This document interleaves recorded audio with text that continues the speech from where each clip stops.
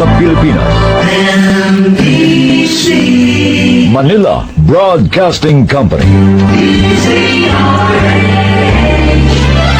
DZRH, member, kapisanan ng mga broadcaster ng Pilipinas. Aking inihahandog ng Manila Broadcasting Company ang kasaysayan sa mga liham kay Tiaderi.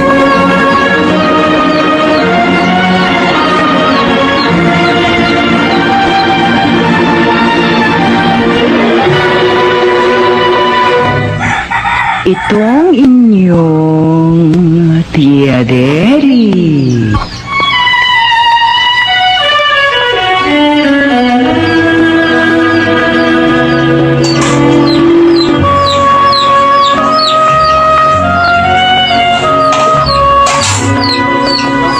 Kumusta, mga ginigiliw kong tagapakinig? Narito na naman po kami sa pagsasadula ng mga pangyayaring lumikha ng suliranin at bagabag na humitik at naging mahalagang bahagi ng buhay. Mataos naming layo ni magdulot na ikagagaan, kundi man tuloy ang ikapapawi ng hapdi at kirot ng pagdurusa o agam-agam.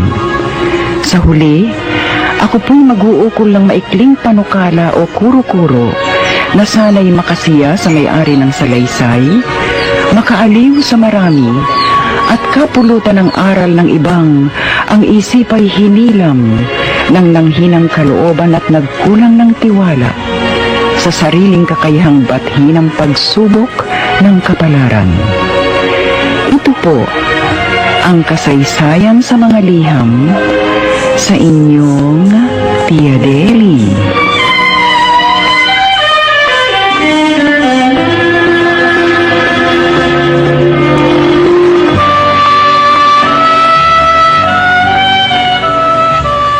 May salita sa wikang Ingles, if you can't fight them, join them.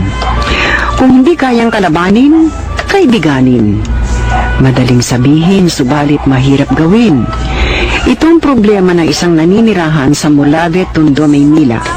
Sumasangguni, ano kaya mabisang gawin? Kukublin natin siya sa pangalang Lena.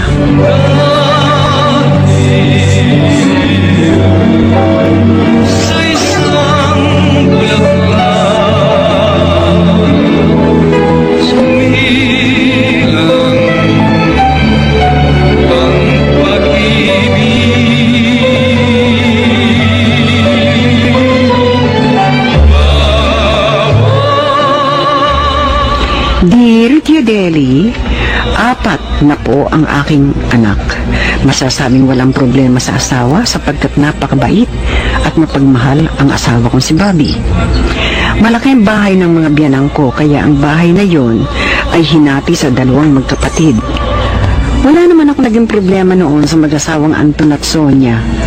Hindi nagkaanak sina Kuya Anton at Ate Sonia, kaya sila'y umampon. Sa kanilang ampon, nagsimula ang problema ko. Ang bulaklak ko sa... Sinong pabigtar sa bulaklak na tanim kong rosas? Ma, si April po. Ano? Opo, nakita ko po siya kanina. Kinuha niya yung bulaklak ng tanim po ninyo. Naku, umira na naman ang kakulitan ng batang yun. Naku, talaga. Bakit? Si April, pinikta ng bulaklak ko. Kaya mo na. Bata yun. Ay, bata, dapat tinuturuan ng matatanda. O, tama na. Yung puso mo, baka malaglag.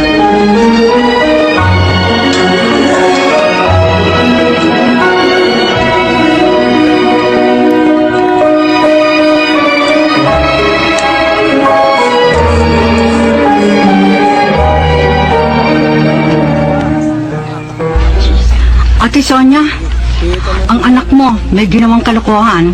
Tapanak ko na naman? Pinigtan niya ang bulaklak sa tanim kong rosas. Ang tagal ko pa namang hinintay na mamulaklak ang tanim kong yun. Eh, magkano ba naging damage? Babayaran ko. Ha? Hayaan mo! Papalitan ko na lamang ang halaman mo. Mas maganda at mas mahal. Mura lamang ang bili ko roon. Walang kasi yun eh. Kaya nga lamang, halos 2 taong kong inalagaan yung bago na mulaklak. Kaya nga, babayaran ko eh. siguro naman hindi yun aabot ng 3,000 piso!